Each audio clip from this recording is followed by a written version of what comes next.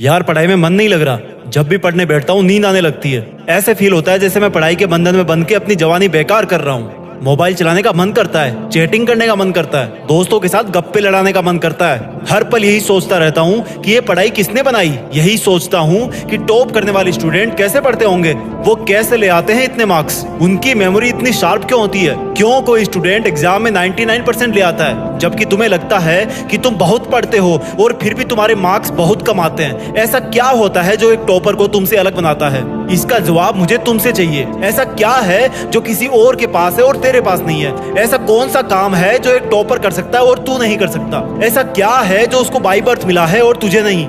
सोचा कभी?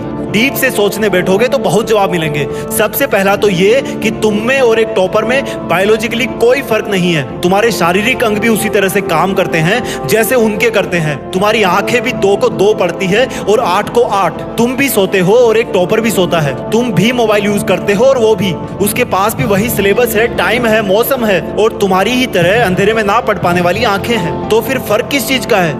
फर्क बहुत कम है। एक फर्क है टाइम और प्रायोरिटीज का, यानी कि वक्त और प्राथमिकताओं का। एक टॉपर को पता होता है कि कौन सी चीज को या कौन से काम को कब और कितना टाइम देना है। जैसे अगर मुझे पता है कि मोबाइल यूज करने से मैं अपने काम से डिस्ट्रैक्ट हो जाऊंगा तो मैं उस जरूरी काम को पहले निपटाऊंगा और मोबाइल के मैसेज बाद में चेक करूंगा। कहीं कोई आग नहीं लग रही है, तुम्हारे सपने सबसे पहले हैं। और दूसरा क्या है जो एक टॉपर को तुमसे अलग करता है? तुम्हारा मकसद सिर्फ पढ़ना होता है, रटना होता है, मार्क्स लाना होता है। जबकि एक टॉपर का मकसद सिर्फ पढ़ना कभी नहीं होता, उसका मकसद कुछ और होता है। पढ़ाई तो सिर्फ एक माध्यम होता है जो उसको उसकी मंजिल तक पहुंचाने के लायक बनाता है। इसलिए उसको पढ़ते टाइम नींद नहीं आती, क्योंकि उसको पता होता है कि वो सिर्फ पढ़ने के लिए नहीं पढ़ रहा, बल्कि कोई बड़ा काम करने के लिए, अपना नाम करने के लिए पढ़ रहा है। और यही बात उसको ताकत देती है। और क्या फर्क होता है एक टॉपर और एक एवरेज स्टूडेंट में? टॉपर कभी भी रटता नहीं है, वो चीजों को, कंसेप्ट को समझता है,